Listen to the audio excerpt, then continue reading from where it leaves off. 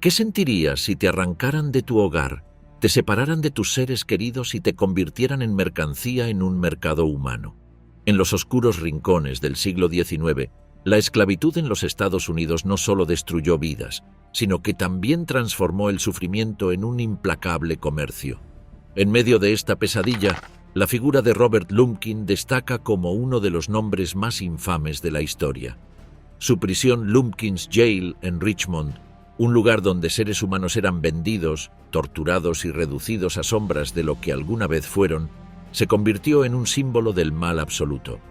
En este escenario, el algodón, llamado el oro blanco del sur, construyó fortunas para los terratenientes, mientras miles de personas esclavizadas pagaban con sangre y sufrimiento el precio de esa riqueza. Sus vidas, marcadas por la subyugación y explotación, revelan una realidad que trasciende generaciones y todavía resuena como un eco inquietante en la memoria colectiva. El desafío del algodón, la destrucción de la libertad y la invención de la miseria. A finales del siglo XVIII, una invención aparentemente simple cambiaría irreversiblemente la estructura agrícola de los Estados Unidos, pero también profundizaría las sombras de una institución ya profundamente arraigada. En 1792, Eli Whitney, un joven graduado de Yale, llegó a Georgia en busca de nuevas oportunidades. Fue en los vastos campos de algodón del sur donde, sin saberlo, crearía una de las herramientas más devastadoras para la población esclavizada en la historia. Antes de la invención de Whitney, la producción de algodón era una tarea extremadamente ardua. El proceso de separar las semillas pegajosas de las fibras del algodón era lento y laborioso, realizado principalmente por manos esclavas. El algodón de fibra corta, el tipo más adecuado para las condiciones del sur, era especialmente difícil de procesar. Esto limitaba la rentabilidad del cultivo, por lo que la mayoría de los plantadores optaban por cultivar variedades más fáciles de procesar, pero con limitaciones geográficas. Así, el cultivo del algodón no se expandía más allá de las zonas costeras. En 1793, la desmotadora de algodón de Whitney cambió todo. Este mecanismo simple pero eficiente podía procesar hasta 50 veces más algodón en un solo día que un trabajador humano.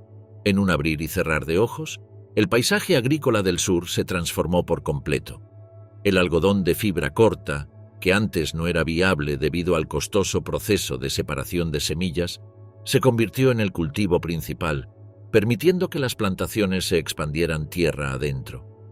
Sin embargo, lo que parecía una bendición para la economía agrícola del sur tuvo un efecto devastador sobre la institución de la esclavitud. En lugar de reducir la necesidad de trabajo manual, la desmotadora de algodón hizo que la producción de algodón fuera aún más rentable.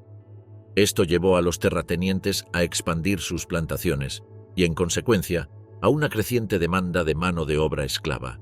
Entre 1790 y 1808, la importación de esclavos africanos aumentó significativamente y puertos como Charleston, Carolina del Sur, se convirtieron en puntos clave para este comercio inhumano.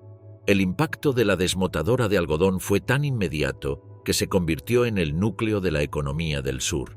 En cuestión de minutos, esta máquina realizaba el trabajo que antes tomaba horas a mano.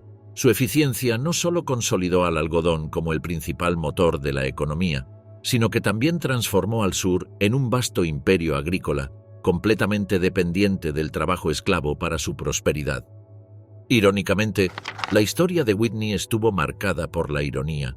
A pesar de que su invención revolucionó la industria y se convirtió en un pilar de la economía del sur, Whitney no cosechó grandes beneficios de ella.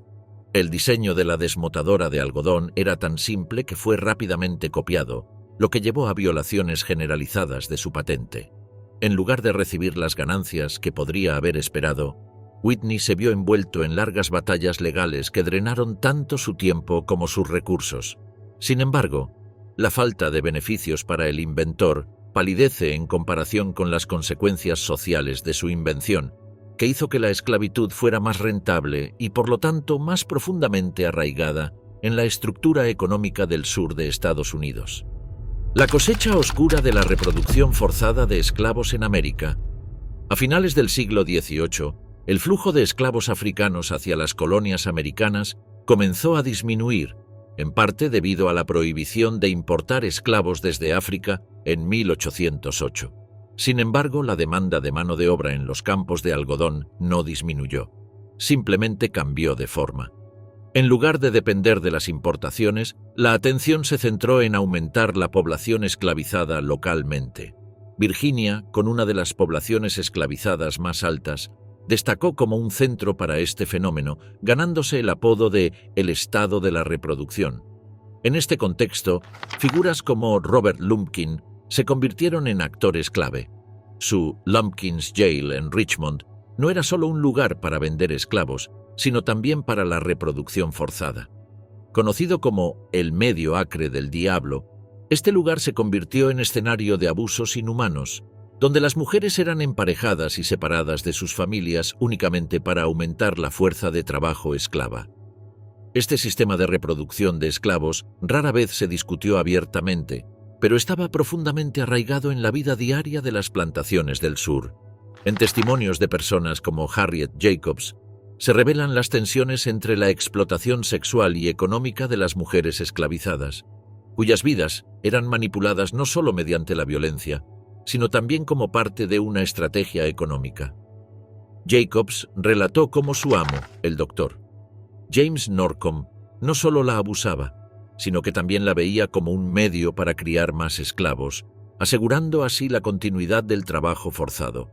Mientras tanto, en las plantaciones, los terratenientes blancos mantenían relaciones con mujeres esclavizadas, lo que resultaba en hijos multirraciales que, a pesar de su relación con los amos, nacían condenados a la esclavitud. Estos niños se convirtieron en símbolos de una estructura social perversa donde el poder y la propiedad estaban entrelazados de manera desgarradora. Aunque la reproducción de esclavos rara vez se discutió abiertamente, los anuncios de venta en los periódicos y las prácticas diarias de emparejamiento forzado eran señales claras de su existencia. Las mujeres eran sometidas a violencia sistemática para asegurar su fertilidad y la continuidad de la esclavitud como sistema económico.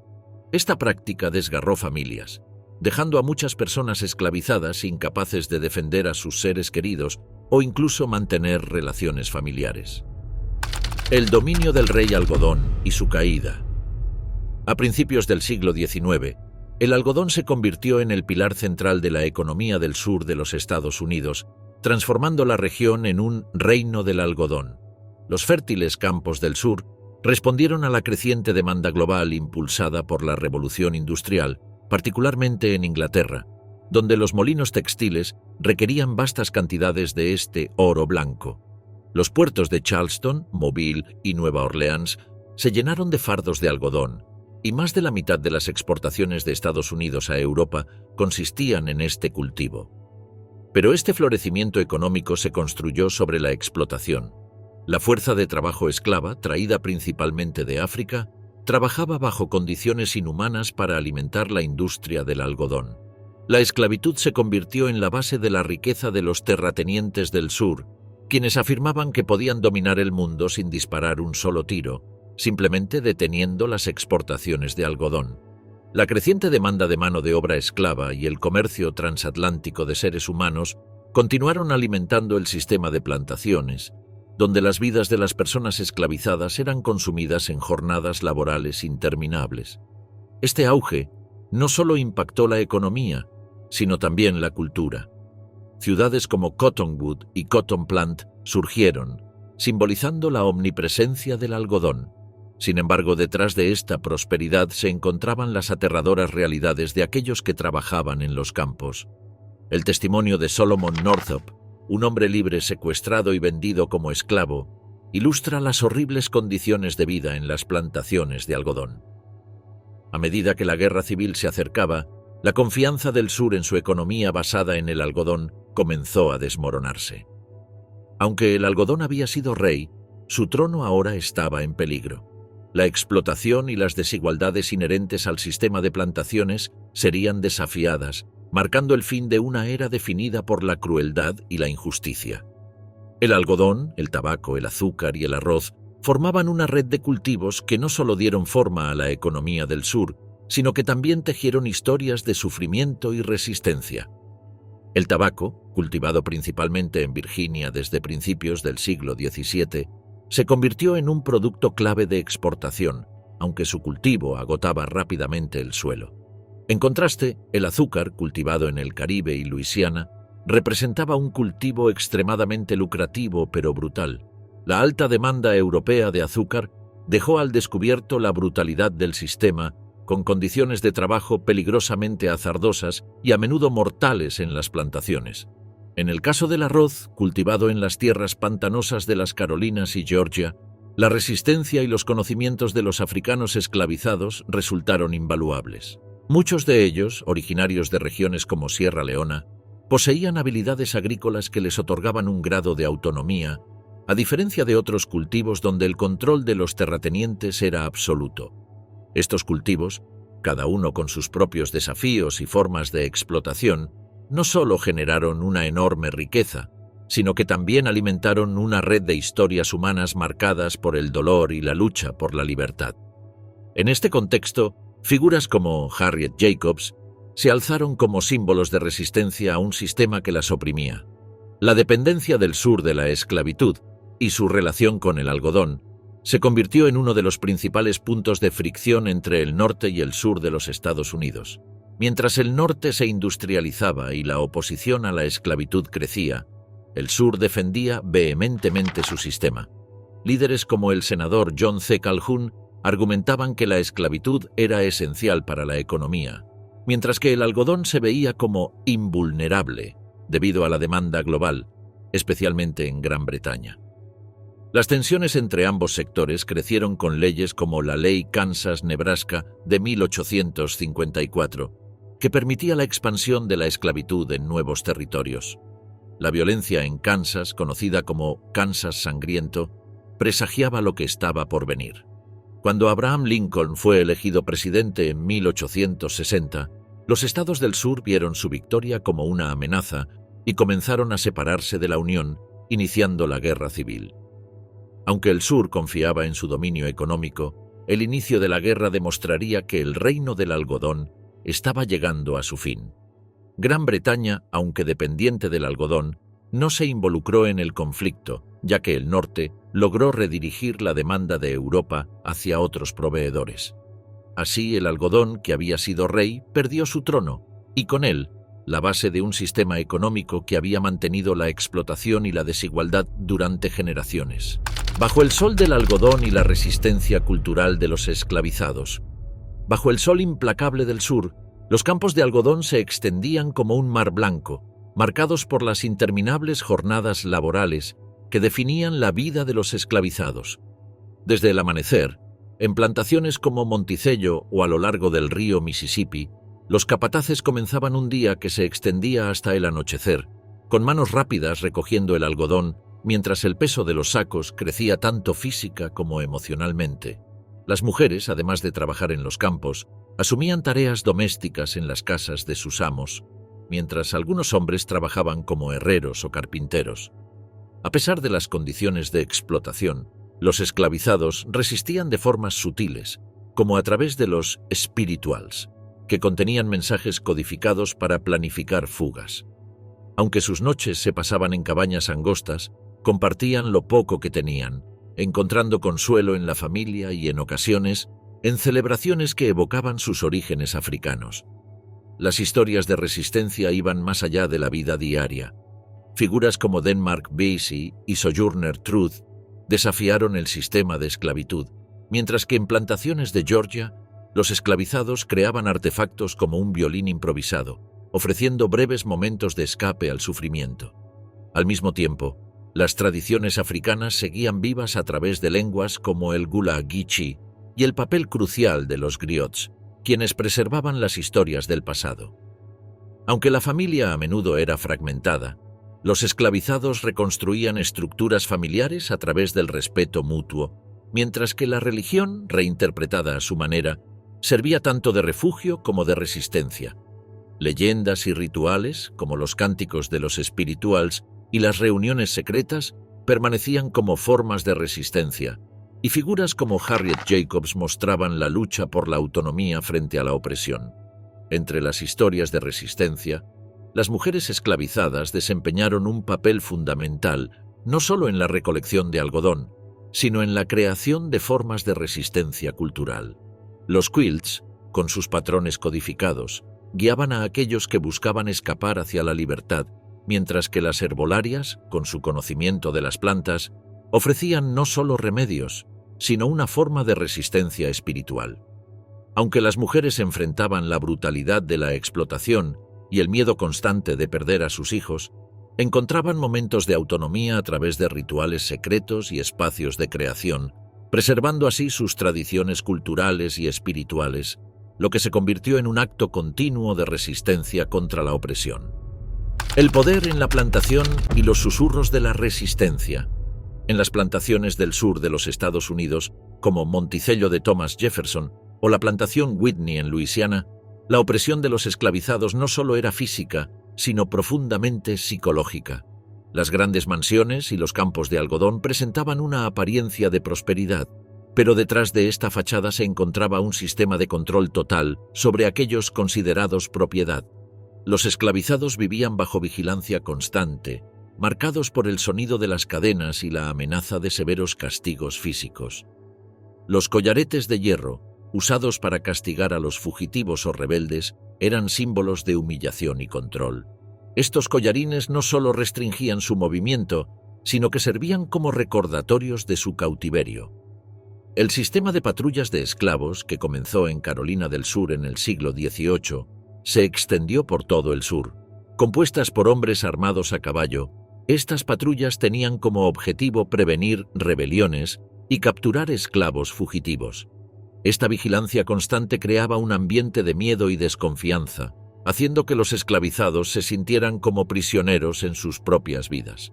Además de la vigilancia física, los castigos eran un método utilizado para quebrantar sus espíritus. El poste de azotes, donde los esclavizados eran azotados públicamente, simbolizaba la brutalidad del sistema. Las cicatrices de los azotes no solo eran marcas físicas, sino símbolos de resistencia, como lo ejemplifica la famosa fotografía de Gordon, un hombre esclavizado cuya espalda, marcada por los latigazos, se convirtió en un testamento de la crueldad. Pero la opresión no solo se manifestaba a través de la violencia física. La separación de las familias era otro aspecto devastador del sistema de esclavitud. Durante las subastas, los esclavizados eran vendidos lejos de sus seres queridos, lo que causaba un profundo sufrimiento emocional. Esta práctica deshumanizaba aún más a los esclavizados, despojándolos de su identidad y vínculos familiares. Los amos también usaban la religión para justificar la esclavitud, predicando la sumisión a través de una interpretación distorsionada de la Biblia, enseñando a los esclavizados a aceptar su destino sin rebelarse. Sin embargo, la resistencia nunca desapareció. En 1831, Nat Turner lideró una rebelión en Virginia, impulsada por visiones divinas que lo llamaban a liberar a su gente. Aunque la rebelión fue sofocada, dejó una profunda huella en la historia. Turner se convirtió en un símbolo de resistencia, demostrando que la lucha por la libertad nunca se extinguió, incluso frente a la opresión más extrema. Pero la resistencia no solo se evidenció en rebeliones abiertas. En las plantaciones de arroz de Carolina del Sur, por ejemplo, los esclavizados adoptaron tácticas más sutiles, como reducir la velocidad de su trabajo, sabotear herramientas o fingir ignorancia. Estos pequeños actos de subversión eran formas de desafiar el sistema sin necesidad de una insurrección violenta. La resistencia también se tejió en el ámbito espiritual. En las noches húmedas del delta del Mississippi, los esclavizados compartían historias de Haints, fantasmas, que no solo mantenían a los capataces a distancia mediante supersticiones, sino que también servían como una forma de resistencia psicológica. Estas creencias ofrecían una rendija de libertad emocional y espiritual en medio de la opresión. El ferrocarril subterráneo se convirtió en una de las rutas más concretas hacia la libertad. Harriet Tubman, una de sus heroínas más celebradas, guió a cientos de esclavizados hacia el norte, arriesgando su vida en cada misión. Tubman creía firmemente que si más personas supieran que eran esclavas, podrían haberse liberado antes, reflejando su comprensión del poder de la conciencia y el conocimiento en la lucha por la libertad. Los esclavizados también emplearon tácticas ingeniosas para comunicarse en secreto. Los quilts, que parecían ser simples artículos domésticos, servían como mapas codificados que indicaban rutas seguras o peligrosas. Las canciones espirituales, como Steal Away o Wade in the Water, contenían mensajes ocultos que guiaban a los fugitivos durante su escape. Estos actos de resistencia, a menudo silenciosos y discretos, demostraron que la lucha por la libertad nunca cesó, incluso en las circunstancias más difíciles. La resistencia también se reflejaba en actos cotidianos, como envenenar a los amos. Algunos esclavizados utilizaron esta táctica desesperada para desafiar el control absoluto de sus opresores. Existen historias de capataces que cayeron enfermos después de consumir alimentos preparados por los esclavizados, lo que representaba un acto arriesgado de desafío contra aquellos que los oprimían. Un ejemplo emblemático de resistencia fue el motín de 1839 a bordo de la Amistad. Un grupo de esclavizados africanos tomó el control del barco y exigió regresar a su tierra natal. Este acto no solo destacó la brutalidad del comercio de esclavos, sino que también obligó a la sociedad estadounidense a confrontar su complicidad en la esclavitud. Aunque el motín no cambió inmediatamente el sistema esclavista, dejó claro que los esclavizados no estaban dispuestos a aceptar su destino sin luchar. Juntos, estos actos de resistencia, grandes y pequeños, visibles y discretos, demuestran la lucha incansable de los esclavizados por su libertad. A pesar del control total ejercido por el sistema esclavista sobre sus vidas, los esclavizados encontraron formas de resistir, desde rebeliones abiertas hasta pequeños actos de subversión.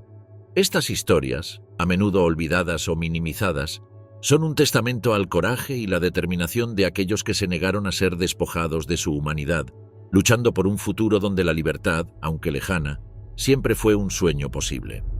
La danza divina del opresor y el oprimido. En el vasto sur de las plantaciones, donde los campos de algodón se extendían hasta donde la vista alcanzaba y las mansiones se alzaban como símbolos de poder, la religión estaba entrelazada profundamente en la vida tanto de los opresores como de los oprimidos. Esta interconexión de creencias, rituales y narrativas no solo ofrecía consuelo o justificación, sino que se convirtió en una herramienta de control y, al mismo tiempo, en una forma de resistencia. La religión, por lo tanto, se erige como un campo de batalla donde se libraban luchas por el alma y la libertad. Para los opresores, las grandes iglesias de Charleston y Savannah se convirtieron en espacios donde se reforzaban las estructuras de poder. Los sermones desde sus altas torres no solo hablaban de la salvación, sino que a menudo se usaban para justificar la esclavitud. Guiados por una interpretación selectiva de las Escrituras, los opresores hallaron validación divina en pasajes como Efesios 6:5. Esclavos, obedeced a vuestros amos terrenales con respeto y temor. La Biblia, en este contexto, no era solo una guía espiritual, sino una herramienta que presentaba la esclavitud como una institución moralmente aceptada, parte del orden divino que debía ser respetado. Sin embargo, estos mismos textos fueron usados subversivamente por abolicionistas como William Lloyd Garrison, quien citaba pasajes como Gálatas 3:28, no hay judío ni griego, esclavo ni libre, varón ni mujer, porque todos sois uno en Cristo Jesús. Para Garrison, estos versículos no solo desafiaban la esclavitud, sino que proclamaban la igualdad de todas las personas ante Dios. Por el contrario, para los esclavizados, la religión no era simplemente un asunto de conformidad, sino una forma de resistencia espiritual. En las plantaciones, la fusión de las tradiciones africanas con las enseñanzas cristianas dio lugar a una experiencia religiosa vibrante, llena de emoción y desafío. Los bosques que rodeaban las plantaciones, bañados por la luz de la luna, se convirtieron en iglesias clandestinas donde los esclavizados se reunían en busca de consuelo, fortaleza y, en algunos casos, inspiración para la rebelión. Figuras como Denmark Vesey, un esclavo liberado en Charleston, utilizaban la Biblia no solo como un medio de salvación, sino como un grito de batalla. Influenciado por la historia de los israelitas en Egipto, Vesey se veía a sí mismo como un Moisés moderno destinado a guiar a su pueblo hacia la libertad prometida. En 1822, Vesey planeó una rebelión, viéndose a sí mismo como un líder divinamente elegido. Dentro de este contexto de resistencia religiosa, los espirituales jugaron un papel fundamental. Canciones como Swing Low, Sweet Chariot no solo brindaban consuelo, sino que contenían un mensaje codificado de esperanza y anhelo de libertad. Esta canción, que alude a la ascensión de Elías al cielo, se convirtió en un himno que representaba la esperanza de liberación tanto del alma como del cuerpo. Además, el río y el agua adquirieron una simbología especial en las creencias de los esclavizados. El acto del bautismo, realizado en ceremonias secretas junto al río, se convirtió en un rito de renacimiento espiritual y al mismo tiempo en una forma de purificación del trauma dejado por la esclavitud. La canción Wade in the Water, más allá de sus connotaciones religiosas, ofrecía un consejo práctico: caminar por el agua para despistar a los perros rastreadores, un acto de resistencia en sí mismo. La religión también sirvió como un punto de encuentro comunitario. En las cabañas de los esclavizados, las historias de dioses africanos se fusionaban con narrativas cristianas, creando un rico folclore que les permitía mantener un vínculo con sus raíces culturales. Estas historias, transmitidas de generación en generación, eran una forma de resistencia cultural, un acto de preservación de la identidad frente a la aniquilación cultural. Además, estos relatos proporcionaban consuelo, fortalecían el espíritu y ayudaban a crear un sentido de comunidad en un entorno marcado por el sufrimiento. Entre las figuras más emblemáticas que fusionaron su fe con la lucha por la libertad se encuentra Sojourner Truth. Nacida Isabella Baumfree, Sojourner fue una mujer esclavizada que, tras obtener su libertad, se convirtió en una apasionada defensora de la abolición y los derechos de las mujeres. Su famoso discurso ¿Acaso no soy una mujer?, Srenia, pronunciado en 1851, no solo fue un llamado a la igualdad de género, sino una declaración de resistencia. En sus palabras, el fervor religioso y el deseo de justicia social se fusionaron, encarnando el papel de la religión como catalizador del cambio. La danza divina del opresor y el oprimido, entonces, se manifiesta como una interacción compleja y multidimensional entre ambos, donde la religión se convierte tanto en una herramienta de opresión como en un medio de resistencia. Mientras los opresores usaban las escrituras para mantener el statu quo, los esclavizados transformaron esas mismas palabras en una fuente de fuerza y rebelión. En su esencia más pura, la religión se convirtió en una herramienta de libertad, un recordatorio de que la verdadera emancipación no solo residía en las cadenas físicas, sino también en el espíritu. El silencio torrencial de las rutas internas de esclavos de América. El fin del comercio transatlántico de esclavos en 1808, una victoria moral para la humanidad, no puso fin al sufrimiento de las personas esclavizadas en América. En lugar de desaparecer, el comercio de seres humanos se transformó, pasando a un sistema interno que se extendió como un río subterráneo, cuyo camino era aún más turbio y penetrante. Ciudades del sur como Richmond, Nueva Orleans y Alexandria fueron testigos de la brutalidad de este nuevo capítulo. Se erigieron corrales de esclavos, con altas murallas y ventanas enrejadas, en estos centros urbanos, donde las personas eran mantenidas cautivas mientras aguardaban su destino. Estos lugares se convirtieron en espacios de angustia, donde los cuerpos y las almas de los esclavizados eran comerciados como mercancías, y donde las historias de familias separadas y vidas destrozadas se tejían en la sombra del comercio. Los mercados de esclavos dispersos por el sur funcionaban como centros de tragedia. En lugares como el infame mercado Forks of the Road, en Natchez, Mississippi, las subastas de personas esclavizadas se convertían en rituales de deshumanización. Las familias eran a menudo separadas, los niños arrancados de los brazos de sus madres, y los cuerpos de hombres y mujeres, expuestos para la venta, eran tratados como simples objetos. Este comercio interno, aunque menos conocido que el transatlántico, era igualmente cruel y devastador. La Koffel, una cadena que unía a los esclavizados en largas filas, se convirtió en un sombrío símbolo de esta práctica. En estas caravanas, que se desplazaban a pie, en carretas o en barcos de vapor, las personas eran obligadas a viajar largas distancias, transportadas como mercancías. Isaac Franklin y John Armfield Dos nombres infames en el comercio interno de esclavos orquestaron esta macabra migración desde las plantaciones del sur hacia el profundo sur. Con base en Alexandria, Virginia, Franklin y Armfield, controlaban el movimiento forzoso de miles de personas, enviándolas a mercados distantes donde serían vendidas. Para asegurarse de que los esclavizados se veían presentables para la venta, los traficantes recurrían a prácticas crueles, como alimentaciones forzadas o la aplicación de máscaras de hierro, que impedían a los esclavizados comunicar sus intenciones de fuga. A pesar de la opresión y la desesperación, surgió una forma de resistencia a lo largo de estas rutas internas. El ferrocarril subterráneo, una red secreta de casas de seguridad y rutas clandestinas, ofrecía una chispa de esperanza en medio de la oscuridad.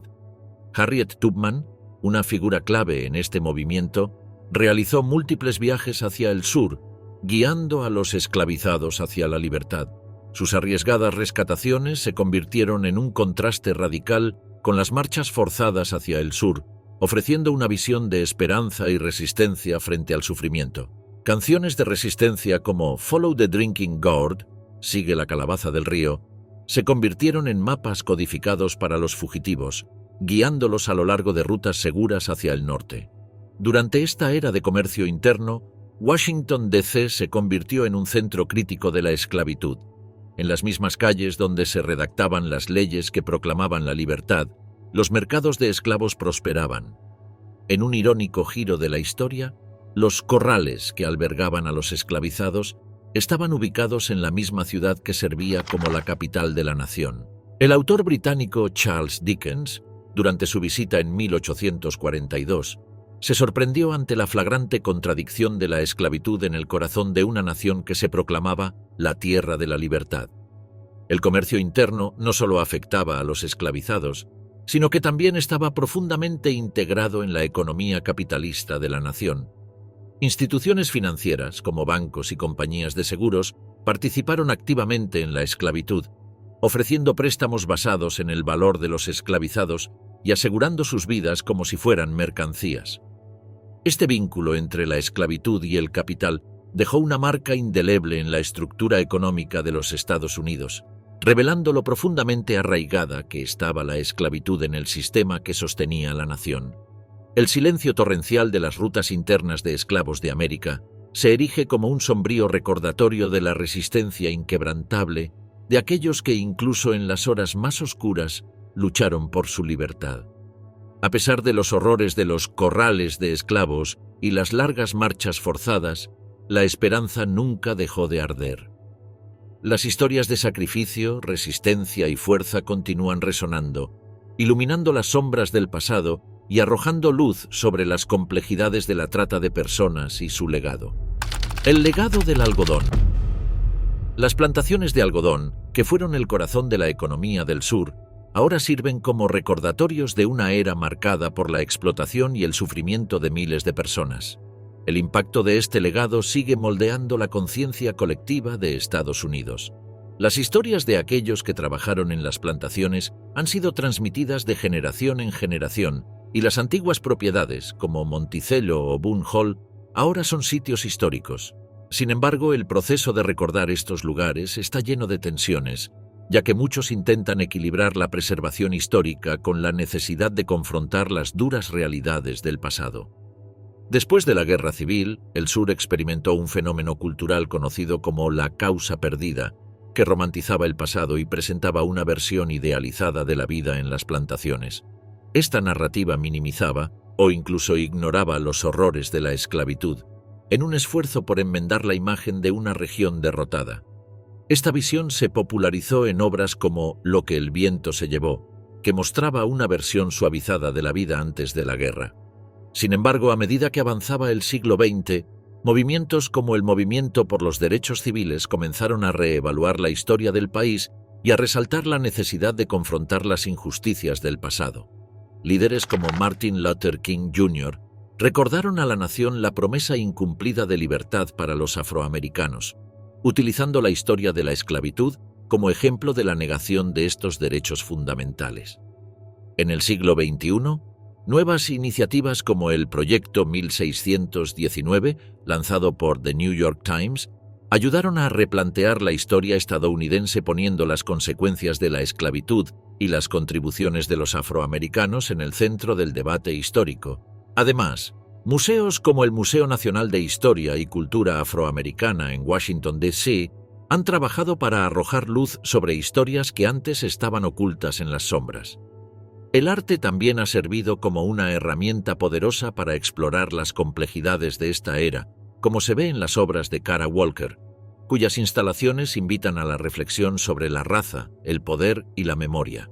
En este recorrido por la historia del algodón, desde su cultivo en los campos hasta su papel crucial en la guerra civil, hemos explorado cómo este producto se convirtió, al mismo tiempo, en un símbolo de riqueza y de explotación. Cada bola de algodón, que una vez representó una mercancía, es también un recordatorio de las vidas marcadas por el dolor y la lucha. Al recordar a aquellos que trabajaron en las plantaciones, es esencial reconocer su resistencia y el progreso logrado en la búsqueda de justicia para que podamos avanzar hacia un futuro más equitativo.